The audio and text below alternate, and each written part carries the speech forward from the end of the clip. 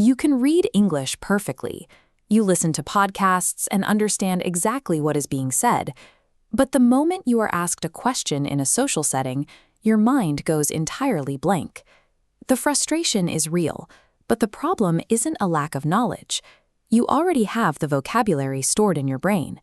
The issue is that the physical delivery system required to get those words out is failing. This diagram shows the brain-to-mouth bottleneck. It's a traffic jam in the pipeline between your mind, the glowing library, and your mouth. In real-time conversations, the bottleneck becomes overwhelmed. Data gets stuck, the system sputters, and the output valve completely locks up, leaving you frozen. Fluency is the result of repairing 4 specific segments of this internal delivery pipeline. The first repair targets your internal software. You have to break the habit of translating from your native language into English. This flowchart shows a POSIX factory floor inefficiency. When you route a visual input through a native language translation box before it reaches the English box, you double the processing time. That delay causes the freeze. The fix is bypassing your native language entirely. When you see an object, like a dog, link the visual trigger directly to the English word. This simple rerouting cuts the mental processing time in half. Once the mental software is patched, we have to address the physical output. That means practicing speaking out loud, by yourself, every single day.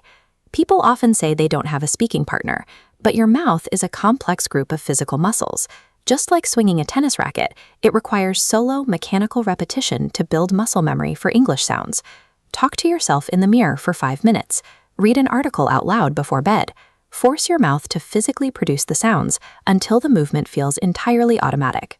Thinking directly in English accelerates the mental software, and daily solo practice builds the physical hardware necessary to push those words through the pipeline. The third repair shifts how you absorb information. You have to change how you listen to native speakers. Rigid textbook English is very different from the actual music of spoken language. Natural English relies on rhythm, continuous flow, and sounds blending together. Consuming movies or podcasts where you understand 60 to 70% of the content allows your brain to passively absorb natural rhythm.